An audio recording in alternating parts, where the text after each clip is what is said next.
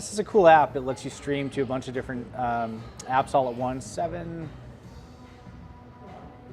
8, okay. So we're logging in right now. So I had a great question today, and I've actually had multiple conversations in the last week about buying kettlebells. So since it's on everyone's mind, probably with summer coming up, everyone trying to get in shape, maybe you need a program too, wink, wink, hint, hint. But since everyone's asking me about it, I thought I would do this video to be put this information out to help as many as I can. Kettlebells are a great tool. They're arguably still my #1 favorite training modality. I just like the way they feel.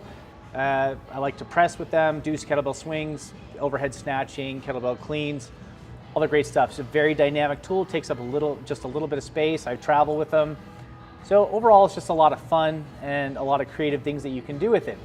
With that being said, as they've risen in popularity, there's now so many different manufacturers, and not all of them are made the same. So I wanted to break down what the best manufacturers are, what I think the best overall value is, and most importantly, what to avoid when you're purchasing your kettlebells that could actually be detrimental to your training, to your body, to your hands, etc. So let's change my angle down here. We're going to take a look at a couple kettlebells, and then at the end, stay tuned because I'm going to give you my #1 overall pick today.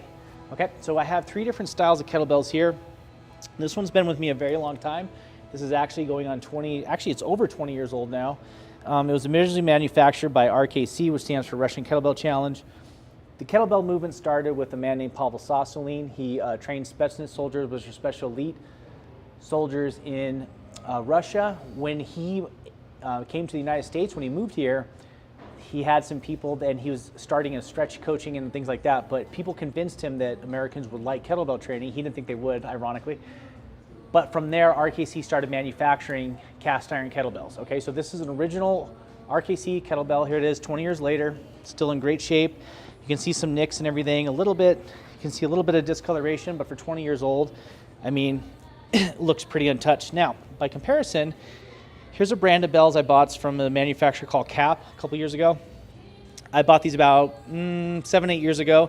And as you can see, the coating has been chipping off because this is not true cast iron, it's just been coated. The things that I like about these 2 particular bells is #1, the handles. So the handles want to be smooth. They want to have a powder coating finish or an E-coated finish. Okay, those are the 2 major ones. By comparison, if you look at this kettlebell, this has a painted handle. So this is a different kind of material. This is going to rub against the hands, and it's going to cause some issues. I also just personally don't like the rubber it can grind against or can stick against floors, and the rubber in particular, it pulls against the skin, the hairs on the back of the arm. If you look at my hands here, you can see that I have some pretty well-formed calluses from years of strength training. The reason I bring that up is because when the handle is smooth and slides easily, when the handle is rotating, my hand, like if I'm doing a kettlebell clean, I have to be able to rotate the hand inside of the kettlebell.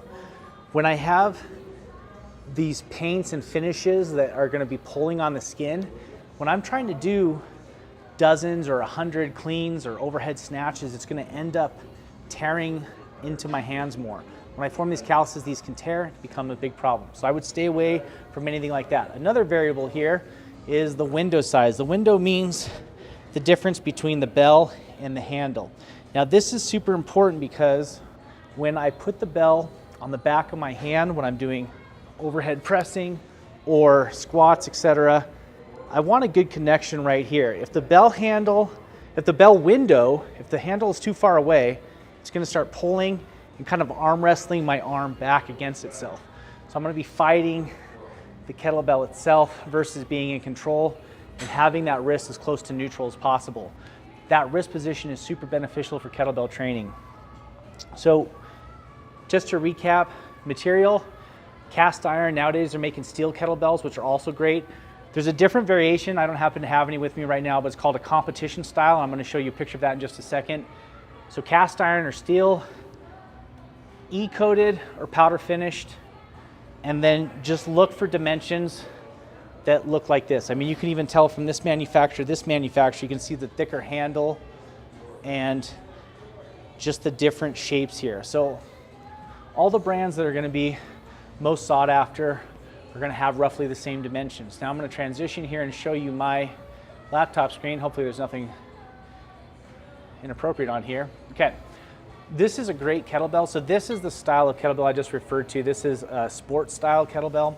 Vulcan has made a very unique product here in that they've widened the handle. Generally these handles are narrow enough for one hand to be in there. This originates from what's called a Giravex sport, which is a kettlebell sport that originates out of Russia. A little bit different style of training than you're going to do with a cast iron, which is generally going to be used for hard style kettlebell training. I looked at the price of this. This is $238 after shipping, at least to my neck of the woods. From here, Strong First makes a great kettlebell. Very, very elite, very balanced. Thing is, it's going to be more expensive. So that's really one of the biggest questions you're going to have to answer for yourself is, are you willing to tolerate a kettlebell that might, flake a little bit? I mean, this one also too, honestly, I could get some metal paint and I could cover that. I could shave that down real quick. There's ways to refurbish them and refinish them. But at the end of the day, I mean, it is a value choice. So like this size that I just showed you a minute ago that is 20 years old is a 32 kilogram kettlebell, which is a little over 70 pounds.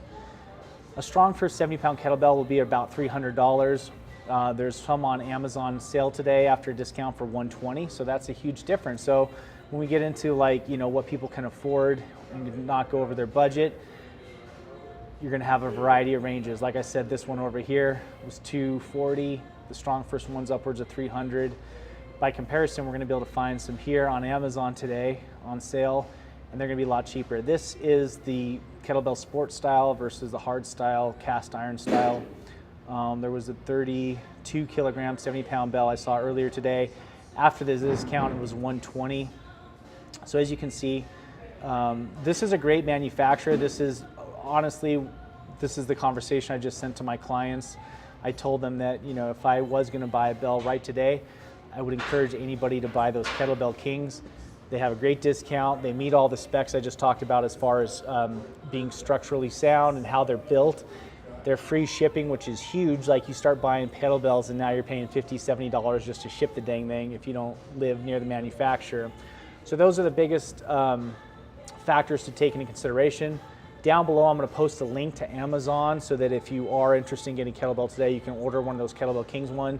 I didn't see the conditions. I don't know if the sale's today only or how long it's gonna last, so go check it out right now.